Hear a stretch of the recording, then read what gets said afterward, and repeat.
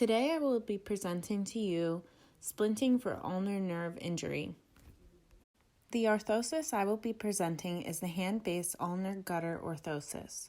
The objectives of this orthosis is to place the intrinsic muscles of the hand in a position that prevents contractures and allows the muscles to remain functional while regeneration of the nerve occurs. The second objective is that the orthotic is intended for nighttime use for an ulnar nerve injury. This keeps the MCP joints in flexion and the IP joints in extension. Diagnostic indications. The ulnar nerve is responsible for the innervation of the intrinsic muscles of the hand, including the intraosseous muscles, the flexor digiti minimi, and the opponens digiti minimi. When there is a low-level injury of the ulnar nerve, the extrinsic muscles overpower the hand, causing the MCP joints to go into hyperextension and the IP joints to go into a flex position. This deformity looks like a clawing of the hand. Without proper interventions, the arches of the hand can be lost, and as a result, the ability to grasp will be lost as well. The picture to the right shows the hand with the MCPs of the little finger and ring finger in hyperextension, while the IP joints of the little finger and ring finger are in flexion. As you can see, clawing of the hand is noted. As mentioned earlier, the purpose of the orthotic is to block the hyperextension of the MCP joints in the little finger and ring finger, while keeping the IP joints in extension. Materials. The orthotic can be purchased prefabricated without custom fit, or you can purchase prefabricated from pre-cut forms. A picture of a prefabricated splint was shown on slide 2. Prefabricated splints range in price, but the DJO hand-based ulnar gutter splint can be purchased for $63.99. To the right, you will see a picture of a custom splint.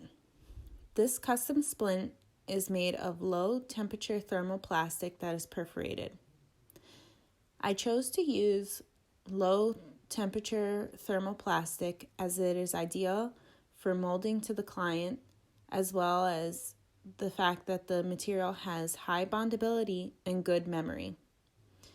Choosing a perforated thermoplastic was ideal for nighttime use as it will allow the skin to breathe.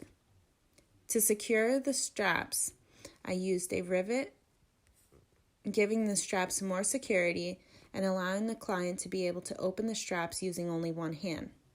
The straps on the finger portion are made of Velcro and foam straps.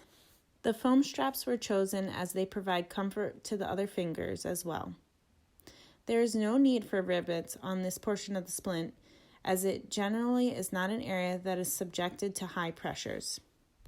Positioning of the orthotic. This orthotic places the 4th and 5th digit in an intrinsic positive position. The MCPs of the little finger and the ring finger should be placed in about 70 degrees flexion to block the hyperextension. With the MCPs blocked in flexion, the power of the extensor digitorum communis is transferred to the IP joints and allows them to extend in the absence of the intrinsic muscles. By immobilizing the hand, a functional grasp is facilitated. Wearing schedule. The orthotic is restrictive in its design, and it will prevent the client from performing functional tasks. Therefore, daytime use is not recommended. Instead, this orthotic should be worn only for nighttime wear. The orthotic will be worn while pain persists, which may be for several weeks. Because this orthotic is for a nerve injury, inform the client not to get rid of this orthotic because they may find that they need it again in the future. Precautions.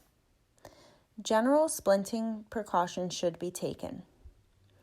If the client at any time feels pain, they should take the orthotic off. Check the skin for redness, swelling, or damage to the skin. If swelling occurs, advise the client to rest the hand, elevate it, and use ice water for a few seconds at a time. Older clients or clients with skin integrity issues should wear a stockinette with their orthotic. This will provide a layer of cushion that will ensure that the skin is not damaged.